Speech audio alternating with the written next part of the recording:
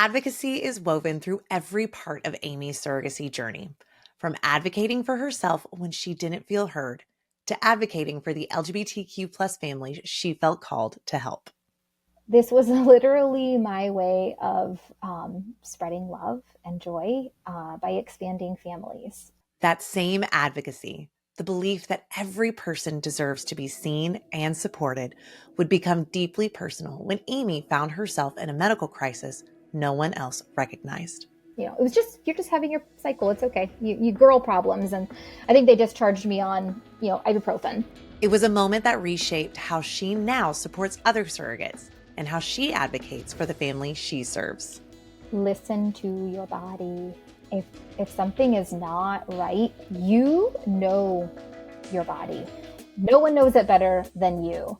So listen to that and act on that. Today, Amy shares the wisdom she gained when no one listened and how her commitment to advocacy for the LGBTQ community, for herself, and for the clients she serves became the heartbeat of her surrogacy journey. Enjoy. Okay, so Amy, you have carried 3 babies for 2 incredible families. And of course, we know that each journey has its own story. But before we get into just all of the fun, I would love it if you could just take us back to the beginning. What first even inspired you to say, I want to become a surrogate? Oh, that's a really good question. The reason I kind of got into surrogacy was I actually had a family member come to me, and at that time they were having kind of concerns on whether or not it would be safe for them to get pregnant. Mm-hmm. And just kind of broached the topic like, hey, would you ever consider being a surrogate for us? And I hadn't really thought about it. I'd heard of surrogacy, but hadn't really given it much thought. And then I was like, yes, I would absolutely care for you guys. The family member that was potentially not going to be able to get pregnant had concerns with her spine. Happy to report, though, that she got approval and they were able to get pregnant and went on to have twins. So, Yay! yes. So they didn't need me, which was amazing. You love to hear that and to say that.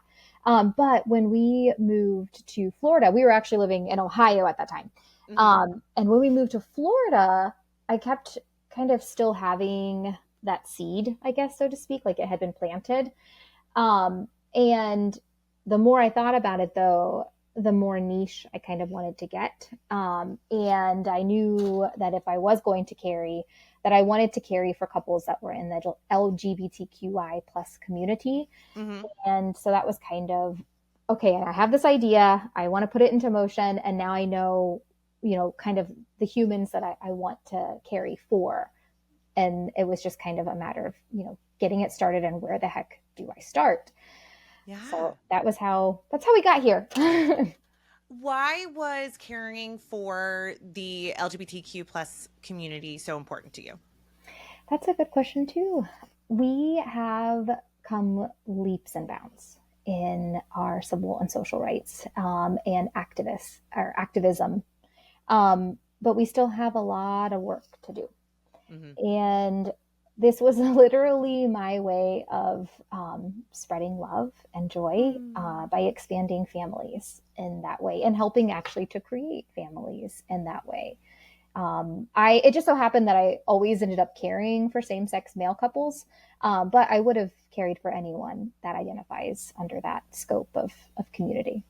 Yeah, for sure. So going with that first match, what was that connection like? And what did you kind of learn in those early days that shaped the journeys that followed? Good question. Okay, so it's really interesting.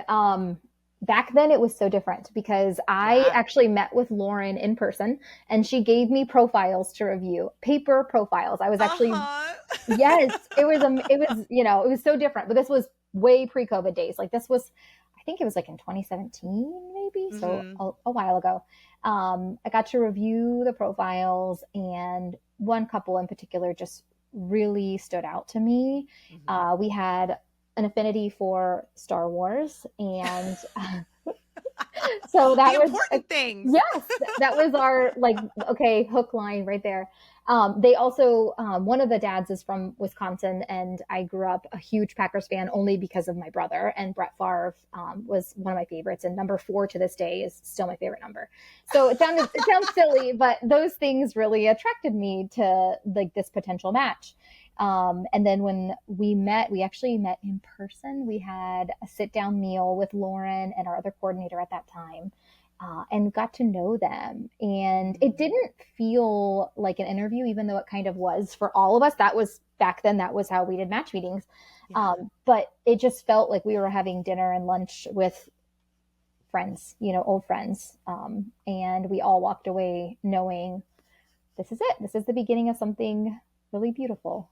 I love that. That is so fun. And I think it's so obviously there's a lot of things that go into the matching process, just kind of the nitty-gritty, the stuff that is, just totally necessary.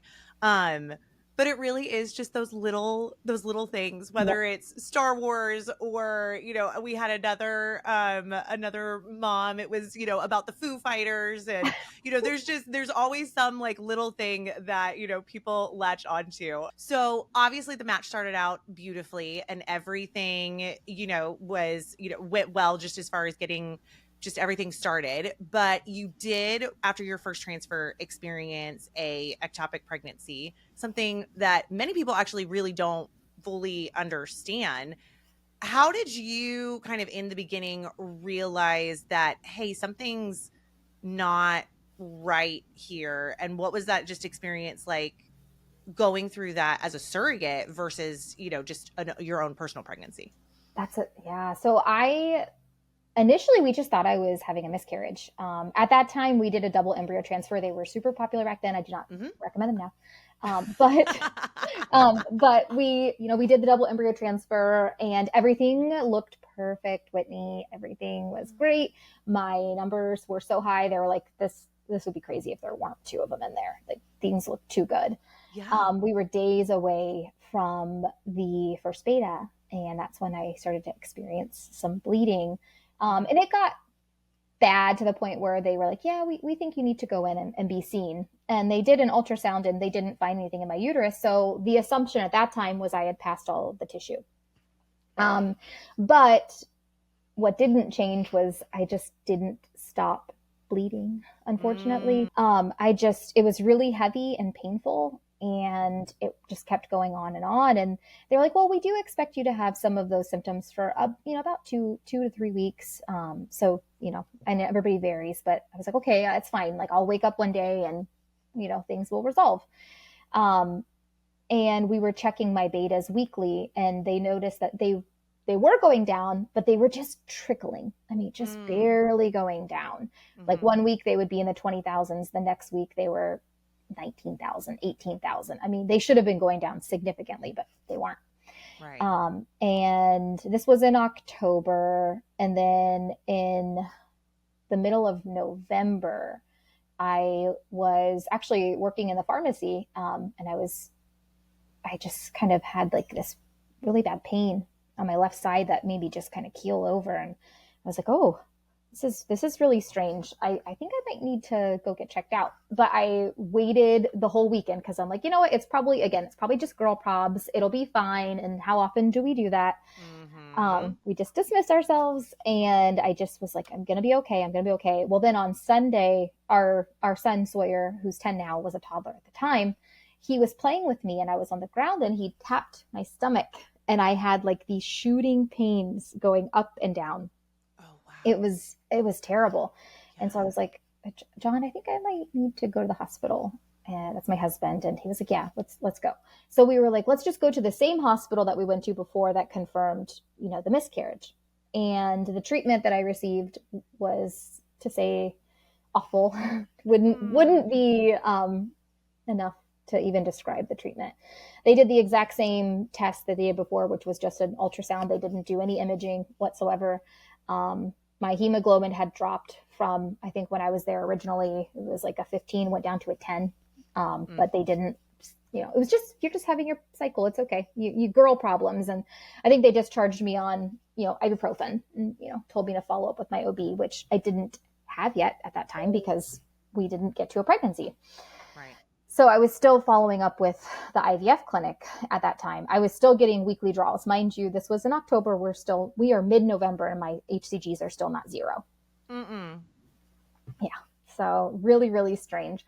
Finally, the week of Thanksgiving, I had gone over to my mom and dad's house to help them get everything prepped because we had people coming over after Thanksgiving to their house. And I ended up falling asleep in the back bedroom, which I do not take naps. I'm not a napper. It was really strange.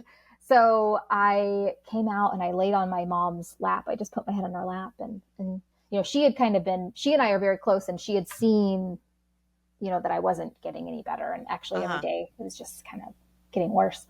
And she's like, I'm so sick of watching you waste away. I need to take you in. We need to go somewhere. I can't watch my daughter slip away anymore. So she ended up, while John's a teacher, so he was in class and she's like, hey, I just want to let you know I'm taking Amy in. Something isn't right. And that's when they admitted me and they were going to discharge me because I looked so healthy. The reason they didn't discharge me was the IVF clinic that was still monitoring me at that time said, Amy, we are very certain at this point that you have an ectopic pregnancy. If you go home, you will not make it. You need to be seen. You need to stay there. If they discharge you, come straight to Tampa. So after being there for a week, I actually had surgery today, believe it or not, on that. Now that I'm looking at the date today, December 4th. So October was when I miscarried. December 4th was when they finally did exploratory surgery. They wouldn't even call it an ectopic at that time because I was healthy. That was after begging and pleading, please, like something's not right. Yeah. We'll get right back to the show in just a second. But real quick, have you ever wondered what it would be like to help create a family through surrogacy? At Egg Donor and Surrogate Solutions, we've spent 18 years walking alongside women who said yes to making a difference. And we'd love to support you as you explore if surrogacy might be the right next step. Our team includes women who have been surrogates themselves. So when we say we understand, we truly do. You can download our surrogate journey and compensation guide at createahappyfamily.com. It's a big decision, and it's okay to have questions. This is your invitation to find out more. All right, let's get back to the show. Okay, so I mean, not only are we experiencing obviously just the physical side effects of everything, and then there's just the emotions. But I mean, how are you handling the emotions that come with all of that? What are your IPs doing during this time? I mean, my goodness.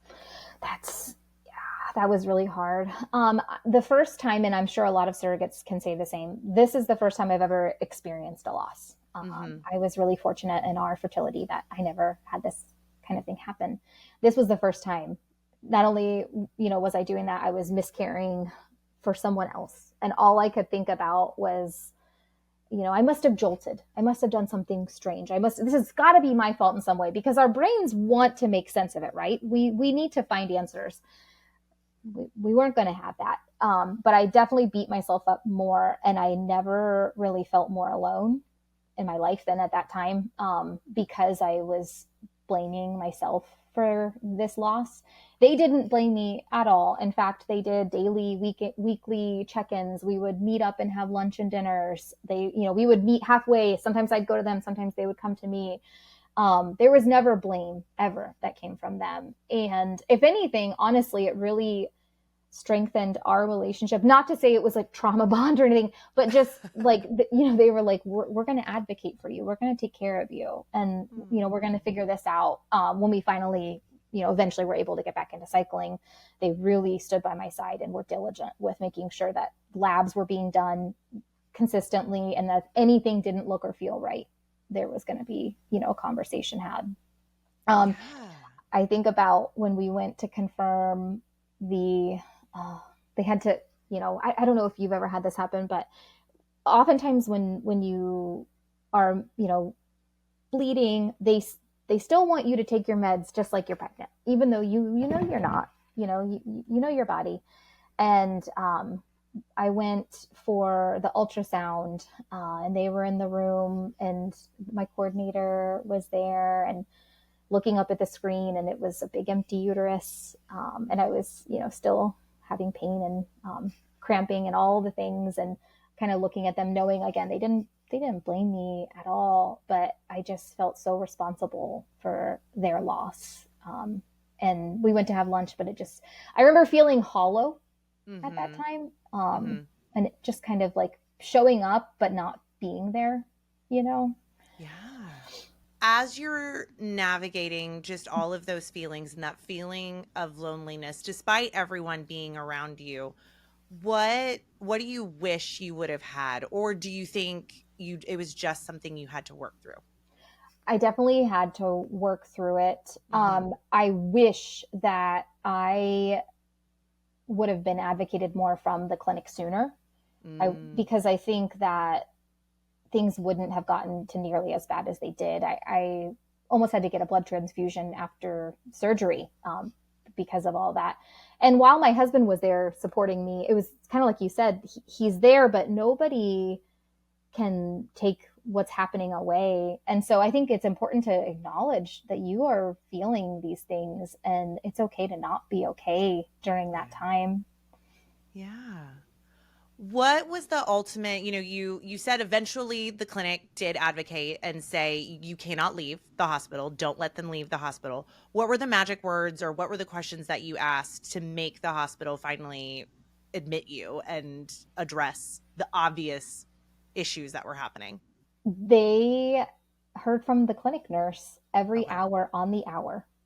She was like literally this day my caller, my angel, my life-saving nurse. Because if she wouldn't have called and advocated for me, they would have discharged me, and I wouldn't have known. At that time, I didn't even know you could ask for second opinions, and I also was dealing with less than half of my blood supply, so I couldn't make conscious decisions. I was Sure. just existing. So if she wouldn't have advocated for me, I don't know that we'd be having this conversation. Wow. Wow. So, knowing what you know now, if there are surrogates in this situation, whether it's, just experiencing loss as a surrogate, or having a medical event that they need to advocate for, what would you want other surrogates to know as they're experiencing something like that? Listen to your body. If Mm. something is not right, you know your body. No one knows it better than you. So listen to that and act on that. And if you don't feel like the medical team is advocating for you, you pull me in. You pull a trusted friend in, you pull a coworker in, you pull in someone that can advocate for you and say, no, this isn't right. Someone needs to take this seriously. You'd rather get treated and care and it be something small than to not get the care and then potentially lose your life or have something devastating happen.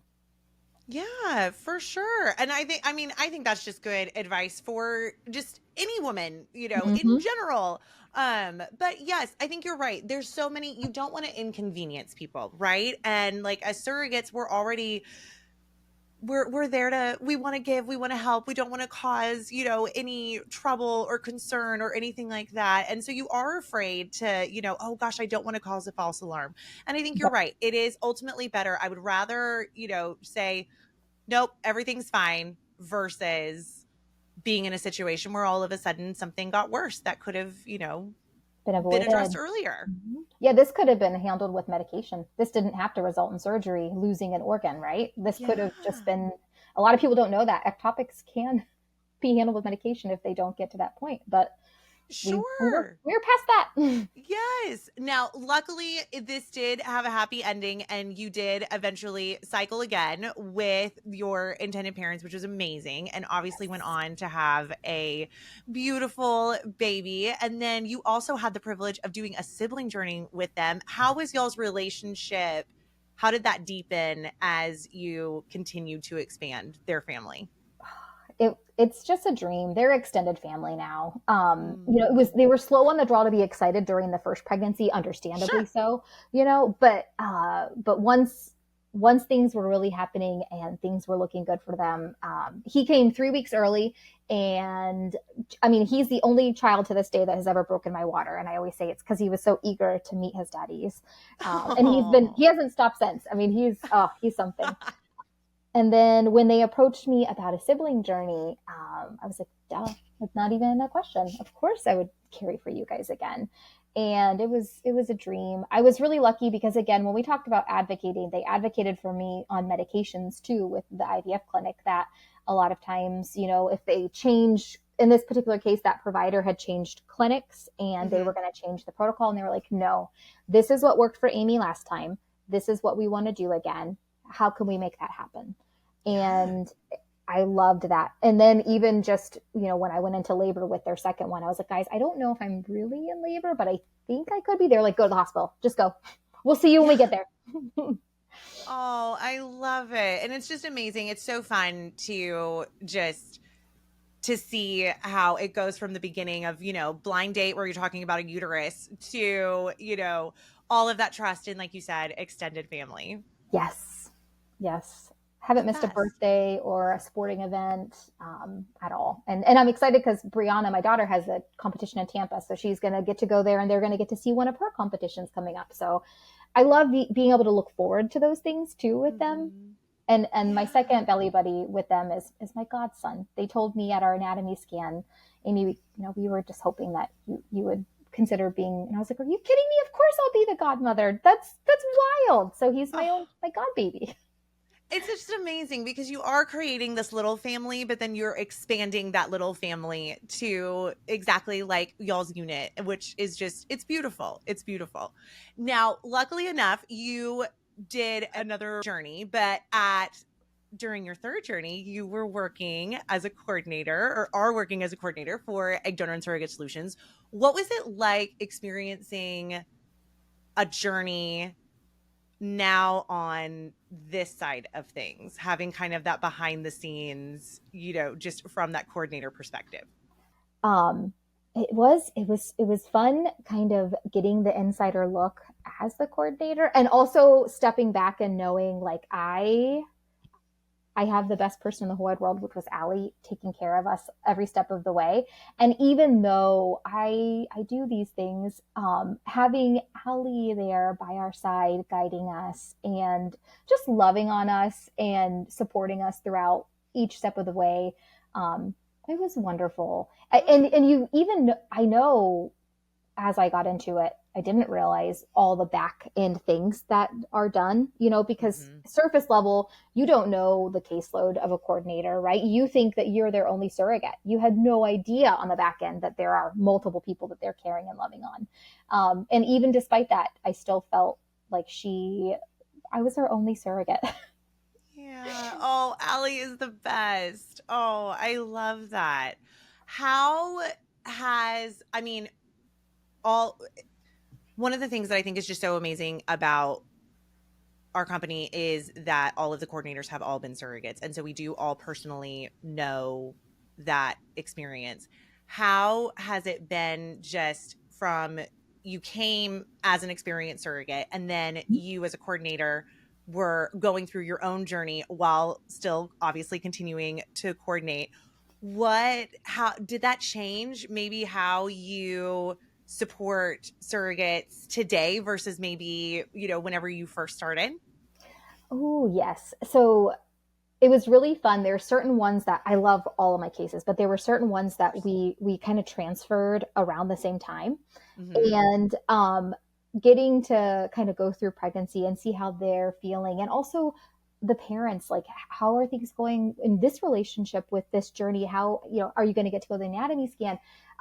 Kind of getting to be experiencing that with them along the way was Yeah. really a fun way to connect. And then when we all delivered, getting to do my check-in calls, I only took a week off because I had four people that were like four cases that were scheduled to deliver around the same time as me. And everyone was like, no, Amy, you need to take a little more time. I was like, no, you don't get it. I cannot miss these deliveries. I need to be part of that. And the week I got back, 4 cases delivered, which Oh my was gosh. amazing. It was so wonderful. And I even got to go visit one in person, love on them, hold their baby, bring them a gift.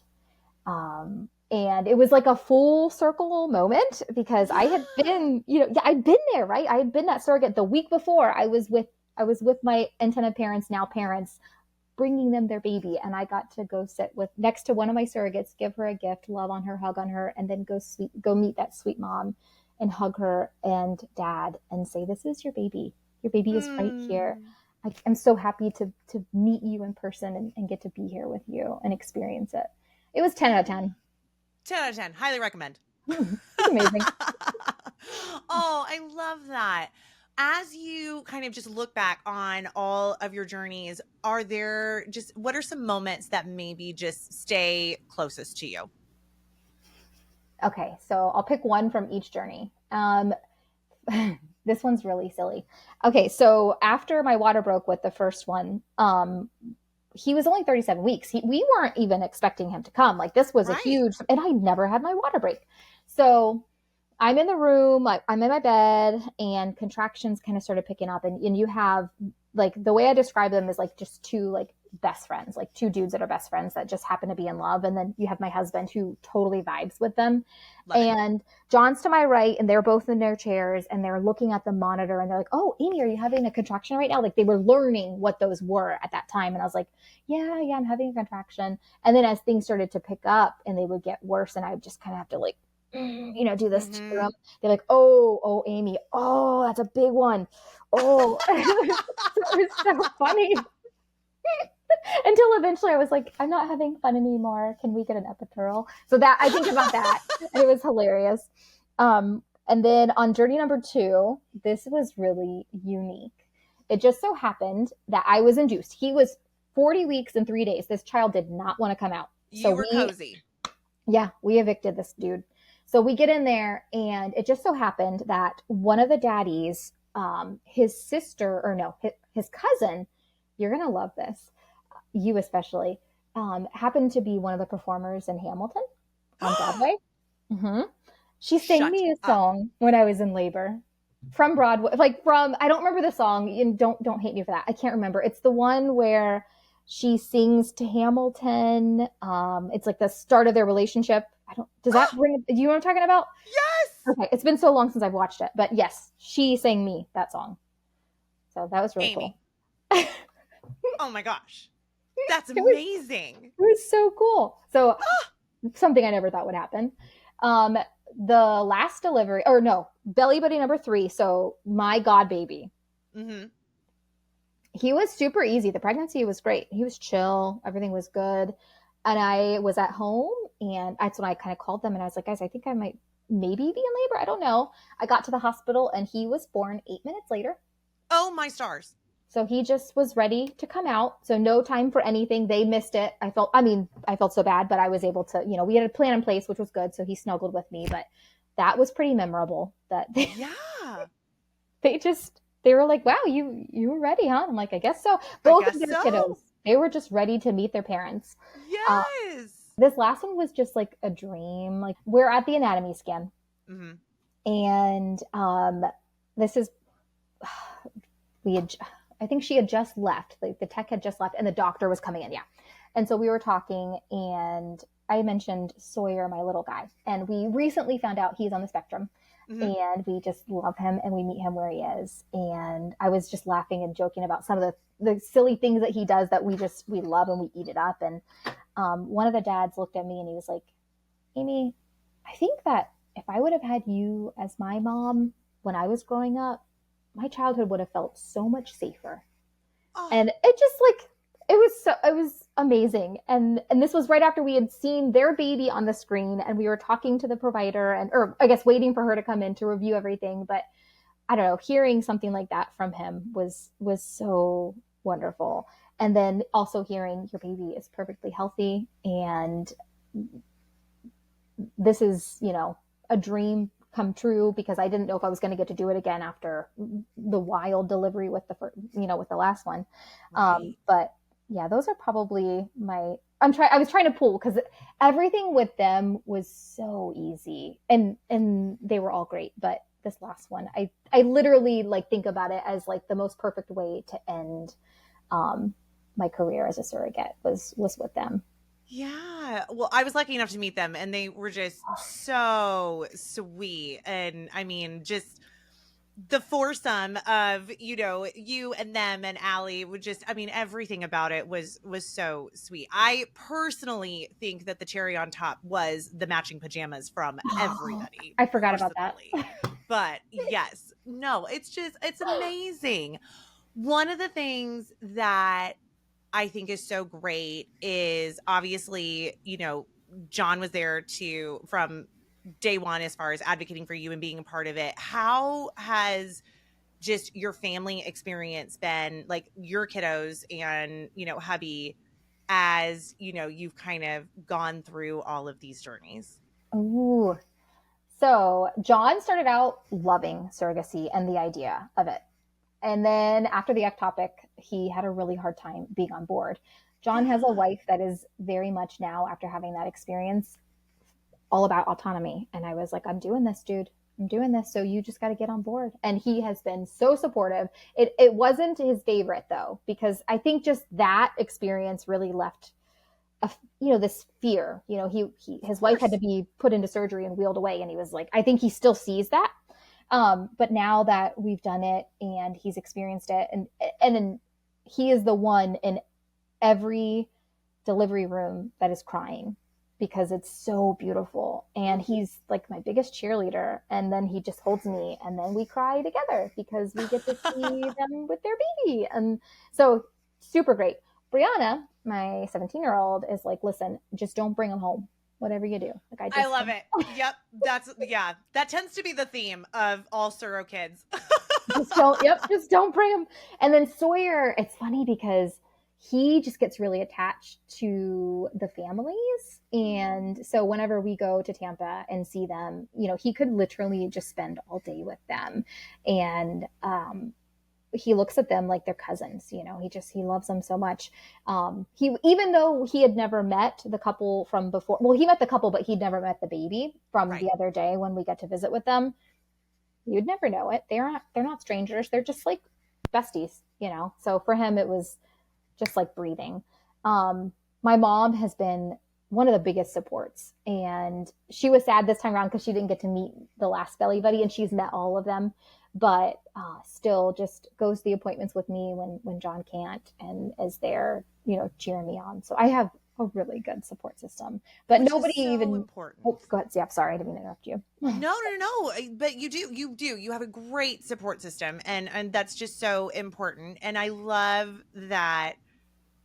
I think it's so great whenever our own kiddos get to kind of grow up with this just being the norm. And yeah, these are my cousins or my extended family or my first friends or whatever it may be. Yeah, and I think you just brought up a really good point too that I think is really cool with my kids is, I don't know what biases people are born with, but my kids don't know that same-sex couples are, sometimes in other areas not looked at well or fondly.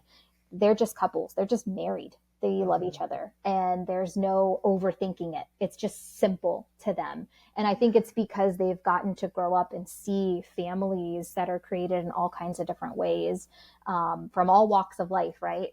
So I love that. And I'm really proud of that because I feel like that's an inherent bias that, whether or not anybody wants to admit it, is thrust upon them at a very young age that they Mhm. just don't have.